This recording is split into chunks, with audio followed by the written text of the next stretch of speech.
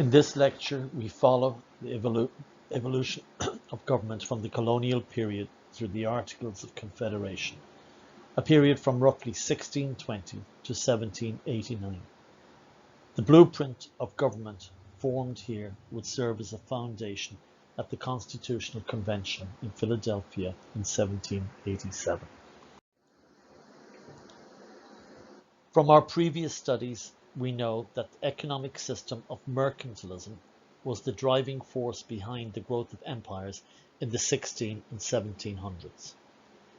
Colonies existed for the benefit of the mother countries, serving firstly as a cheap source of raw materials. In North America, the colonists could sell certain goods only to England at a very low price. These were called enumerated commodities. The colonies then served as markets for the finished product, so colonial manufacturing was discouraged. The Navigation Acts protected the mercantile system, but they were not enforced. This position was called salutary neglect. The colonial government system that evolved was based on the centralized system that existed in England, so central control could be established. A three-branch system of government evolved, mirroring the parliamentary system in England. The governor was appointed and was the ultimate power, ensuring laws were obeyed, and the colony was profitable for its controlling entity, either the king, proprietor, or members of the charter company. A two-house legislature made up the legislative branch, an appointed upper house and an elected lower house. The Virginia House of Burgesses became the first elected assembly in 1619. Charters and constitutions establishing the rules and beliefs of the colonies, either royal, proprietary, or charter, were drawn up. Two of these earlier documents were the Mayflower Compact in 1620 and the Fundamental Orders of Connecticut in 1639. The principles enshrined in these documents were limited government and government by the consent of the governed, the people. The power of the purse, echoing the Magna Carta, put control over taxation in the hands of the elected representatives in the lower house. The tradition of the independent judiciary, where judges were appointed for life, also took hold in the colonies. Because of their lifetime tenure, they could not be influenced with threat of dismissal. This practice continues to this day, a very important democratic foundation. With the policy of salutary neglect, which allowed for smuggling and the growth of some colonial manufacturing, the colonists were content with English rule, if their rights as Englishmen were recognised. It was the mother country's attempts to trample on these rights that led to independence. The French and Indian War started America on the road to revolution. With the French removed from the North American continent, westward expansion was open to Americans. Indeed, many colonists had fought on the side of England because of the promise of land west of the Appalachians. However, the Indian threat remained, and Native Americans, seeing their way of life threatened by the foreign invader, reacted ferociously. Attacks on colonists increased, as did the British cost of defending them. In 1763, the English put a moratorium on westward expansion with the Proclamation of 1763. The move, while only temporary, enraged the Americans, who felt cheated. The cost of the war had been high, and the British felt the Americans should bear most of this cost.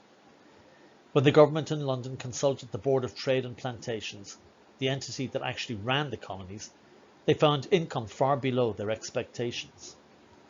Consequently, enforcement of the Navigation Acts and the reversal of salutary neglect occurred, further angering Americans. The Stamp Act of 1765, repealed following pressure from the Stamp Act Congress, infringed upon a colonial right dating back to the Magna Carta. This led to the cry, "No taxation without representation." because the colonists were not represented in Parliament and believed therefore they should not pay a direct tax to England. The English response was swift, and although giving ground by repealing the Stamp Act, the Declaratory Act of 1766 put America in firm control under the boot of an imperial power. It stated that the King and Parliament had full power and authority to make laws and statutes of sufficient force and validity to bind the colonies and the people of America in all cases whatsoever. Finally, the coercive acts cracked down on rebellious actions, for example, the Boston Tea Party.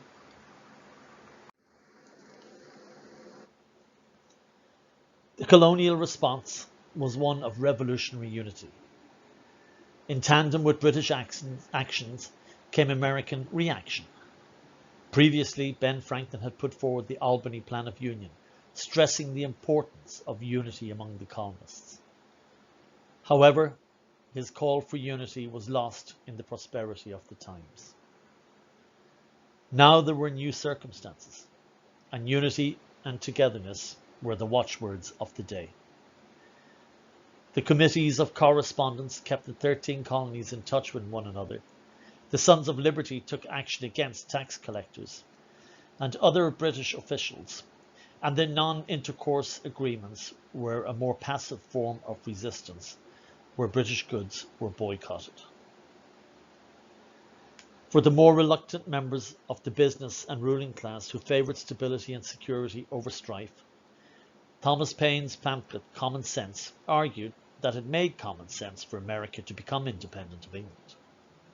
Being many times the size of and 3,000 miles from the mother country was all the more reason for America to overthrow this ruling nation.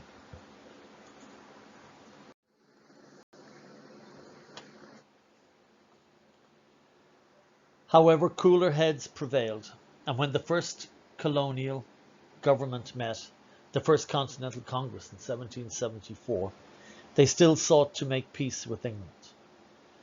The Suffolk Resolves and the Declaration of Rights both protested English actions and called for their repeal, but they did so as Englishmen, and reconciliation was on the table if the coercive acts were repealed. The English responded with the Restraining Acts, and by the time the Second Continental Congress had met, hostilities at Lexington and Concord had broken out.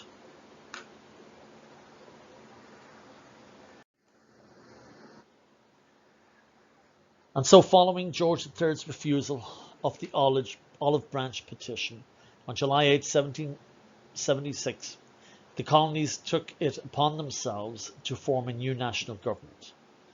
The Articles of Confederation were completed and passed on November 15, 1777. It created a legislative body that gave each state one vote. They would meet once a year and pursue common principles of government, provide for a common defence, safeguard individual liberties, and maintain general welfare. The experience with the tyranny, as they saw it, of George III, the framers of the Articles were unwilling to give up too much power to the central government. State sovereignty was the order of the day, and while there was strength in unity, the size and diversity, both geographically and economically, suggested to them that continental America was just too big to be ruled effectively as a republic. Today, the sovereignty of the states comes into play on issues like immigration and disease control. In line with state sovereignty was the voting system. As we can see, it required a unanimous vote to ratify the Articles, and it took 4 years to arrive at a consensus. The password today is sovereignty. I'll repeat that. The password today is sovereignty. Renowned more for its weakness, the Articles of Confederation government was successful in its own right. It took the colonies to the end of the Revolutionary War, providing guidance and a single entity for the British to deal with in ending their affairs in America. State unity provided protection against other European nations attempting to fill the vacuum created by the British withdrawal. A government bureaucracy would be in place when the Constitution government took over. But perhaps the most important achievements were the Land Ordinance and the North West Ordinance of 1785 and 1787 respectively. The North West Ordinance created the system for expansion of the new nation, one that would remain in place under the Constitution, and was the system used for the entry of Alaska and Hawaii in the 20th century into the Union. It is significant too that no slavery or involuntary servitude would be allowed into states formed out of the Northwest Territory. In Section 14, Article 3(2) of the Articles, Indians shall be treated with the utmost good faith, and wars had to be just. Section 14, Article 6 prohibited slavery and involuntary servitude. There did exist a provision for the return of fugitive slaves from the original state, but overall the general direction was one of free states. Of course, the main focus of the Articles of Confederation is its weaknesses. Here we see a list with which we are familiar, and we know that the framers of the Constitution looked to the Articles as a foundation and knew from experience what worked and what didn't work. A central currency was needed, and the Articles government did have the power to coin money, but they didn't have the power to tax. They could request money, but they did not have the power to levy taxes. The other weaknesses reinforced the need for the Articles to be revised. And so it was the need to revise the Articles that brought the states together at the Constitutional Convention in the summer of 1787. Please do these 12 questions and the password question in the appropriate spot in your Google Classroom. I shall give you 20 seconds for each question. If you need more time, please pause the video.